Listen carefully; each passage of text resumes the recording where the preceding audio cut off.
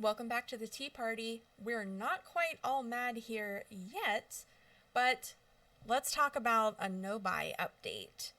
I wanted to talk to you guys about challenges, some insights, and also some oopsies. But let's go ahead and jump right into the challenges. It's really important to me, and I feel like it is for a lot of people, to spend their dollars in alignment with their values. And with everything going on in the world at the moment, I find that I want to spend my dollars with companies who are upholding DEI practices. I am a Target girly through and through, so moving away from Target I think will be extremely challenging for me, like most people, just because of the convenience factor. If anyone has found alternatives that they're liking in terms of shopping at Walmart, Target, or Amazon, please leave a comment because I'm very interested in what other folks are doing in that regard at this point. And this is related to none of that, but does anybody know, is Aquanet okay? Because it can stop a bird in flight, and that's what I need for my hair. But I was trying to replace some empties recently, and in trying to find Aquanet, I couldn't find it available to buy off the shelf in a brick and mortar Walmart or Target. I had to go to CVS to get Aquanet, and even then they didn't have like the giganto like can that I normally buy. I had to buy 2 small cans. So anybody have info what's going on with Aquanet? Are they okay? They can't leave us, y'all. I can't deal with Aquanet going away. Next, let's talk about some insights. And I know I've mentioned Amazon already, but something that's kind of been interesting for me has been using Amazon wish lists. You can use Amazon wish lists for, like, you can add stuff outside of Amazon to your Amazon wish list, and it gives you a spot to include a little link there. So if somebody was shopping for you for that item, they can just follow the link and reference your notes, and you can put in there like what color, what size, whatever you want. But there's something about the idea of putting it there for someone else to see and for someone else to spend their money on. That, for some reason, that takes a different pathway through my brain than if I'm setting it aside to spend my own money on it. And something else that I've found with this is after a few days, maybe several days, I'll go back to that list and end up removing items that I wouldn't have expected to be removing. And to me, that says that I need to re-examine my purchasing decisions, specifically the timeline. Because one rule that I've had is before making a more pricey purchase, I'll wait 24 hours or overnight. And if I still feel the drive and the urge to purchase that item, I'll go ahead and purchase it. But I'm thinking that personally, I need more than just that 24 hours to really work through all of that mental load to determine if it's something that I actually want or not. So I think that'll be helpful for me going forward, regardless of anything else. I'll probably make a separate video about my closet, okay? But in trying to go through the items in my closet and trying to catch up on laundry, I honestly slapped myself in the face, figuratively, with the amount of overconsumption that has happened. And I can't begin to describe at this point kind of the emotional process that happened while I was going through that. I did film a little bit of that, again, separate video. But I was forced to look my overconsumption in the face. And I feel like, and I don't know if this is like a neurodivergent thing, maybe it's just a me personally thing, but I feel like I have this dopamine cycle of acquire, hoard, pass on. Not pass on, but like send on, to someone else.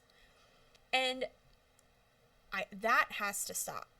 That cycle has to stop. And I kind of went through that with craft supplies and realized what was happening and pumped the brakes on that.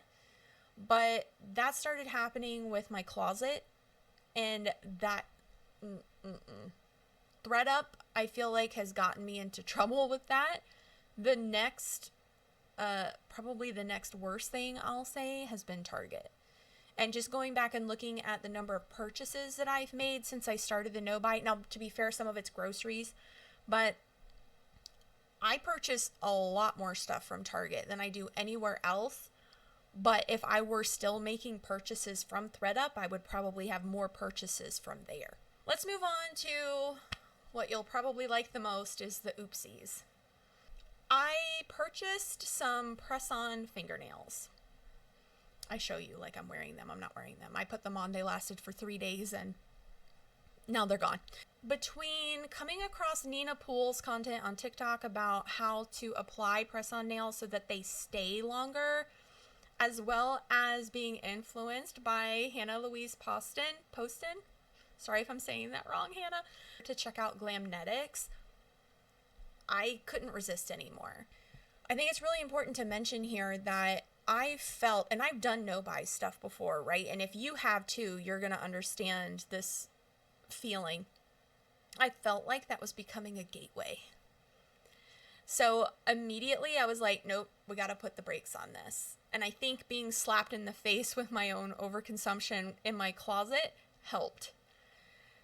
I pumped the brakes. I've made the decision that, okay, I purchased 2 sets. I have 2 sets here at home that I can use.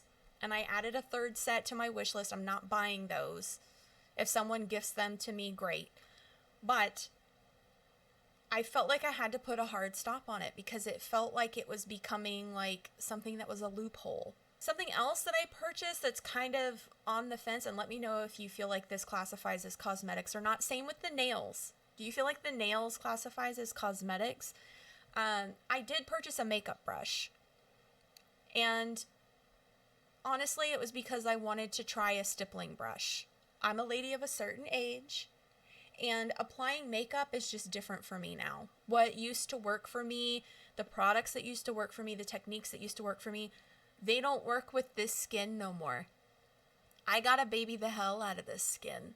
And it has lots of little crevasses that it didn't have like even 5 years ago.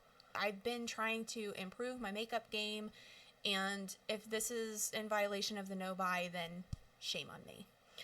But let me know your thoughts in the comments. I did slip up and purchase a piece of clothing, actually 2 pieces of clothing from Target, but I returned them.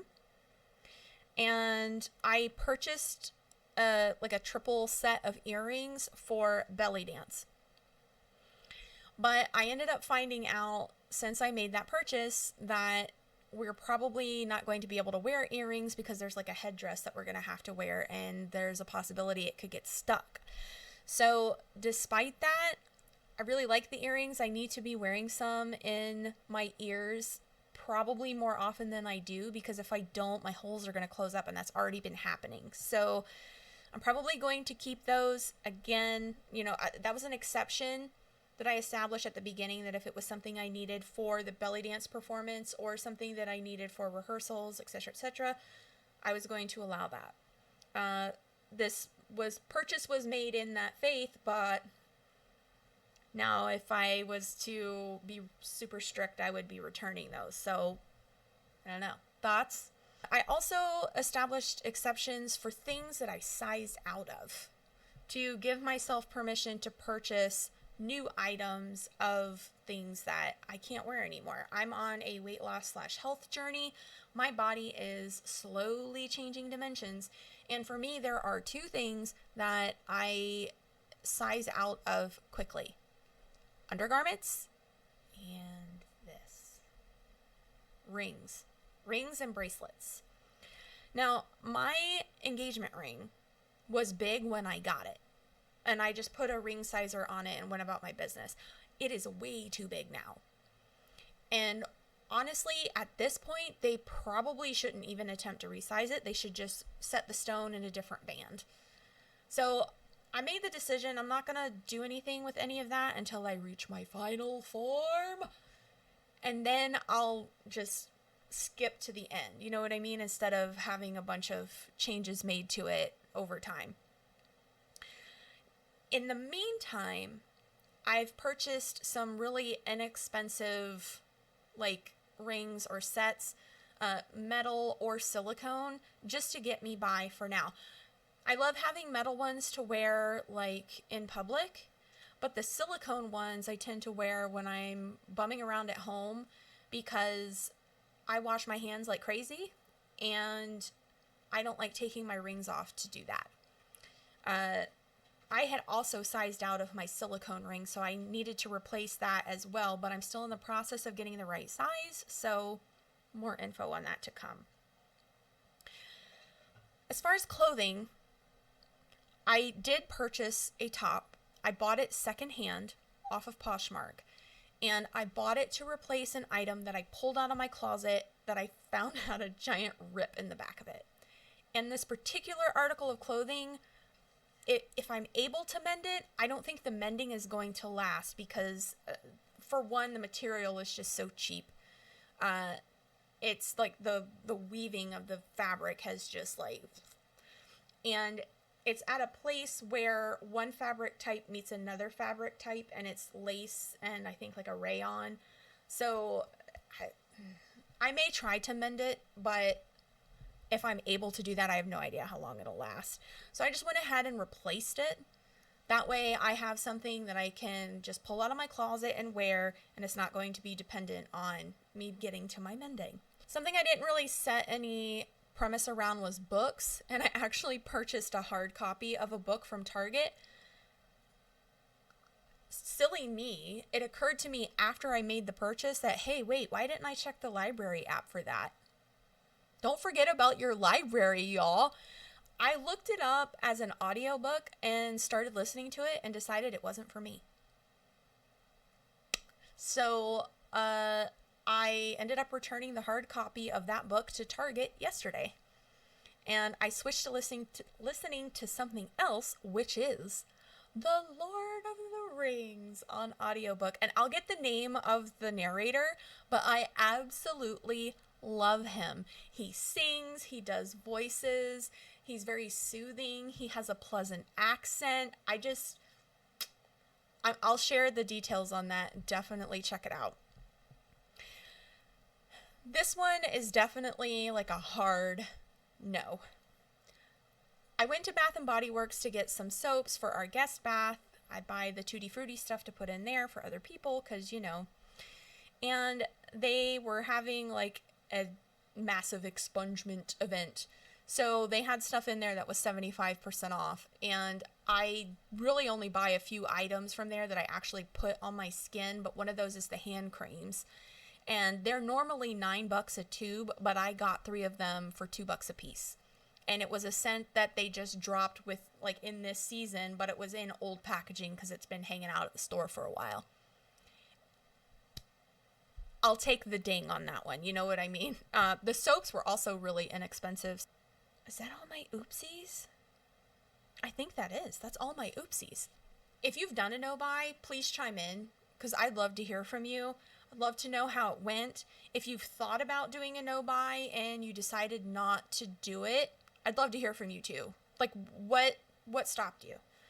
With this channel, I'm trying to create just like a third space that only costs as much as the internet. I feel like this is what I can do to make the world a little bit better. And I'm going to be putting out content about how to sew.